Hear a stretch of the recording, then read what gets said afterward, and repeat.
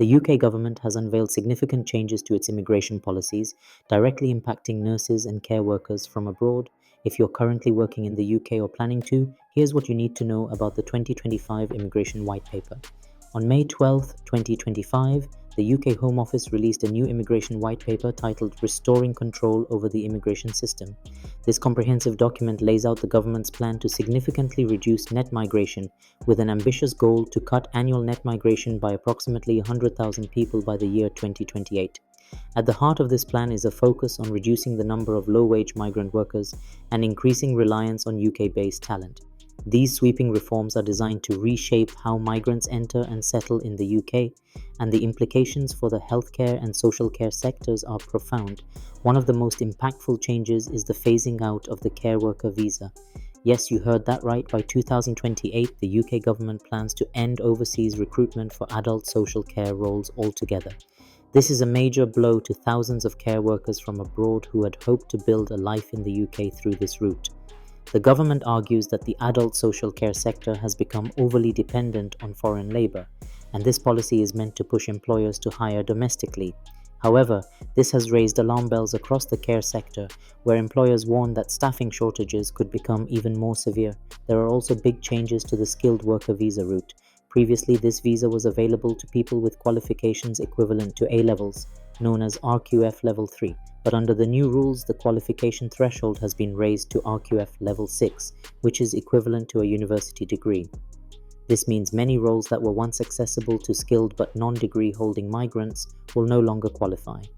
While doctors and registered nurses still meet the requirement, this change will disproportionately affect those in support roles, especially in healthcare and social care. And that's not all. The cost of immigration is also rising steeply.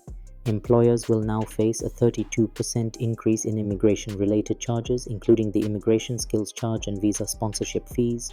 This makes the UK one of the most expensive countries in the world for hiring foreign workers. What does this mean for you? Well, employers may become more reluctant to sponsor international candidates, particularly for roles that are already under pressure to be filled locally.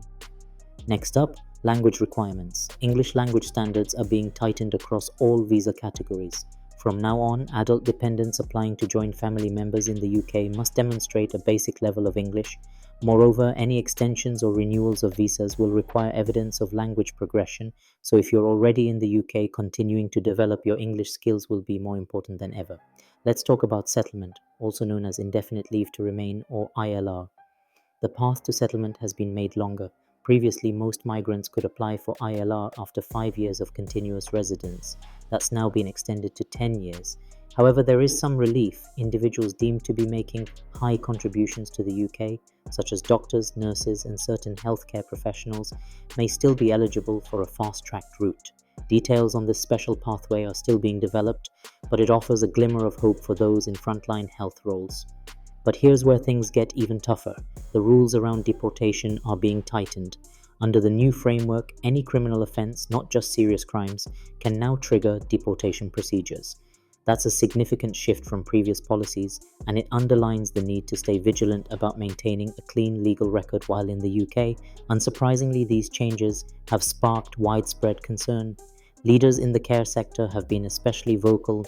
Unison's General Secretary recently warned that the adult social care sector would have collapsed long ago without the thousands of workers who've come to the UK from overseas.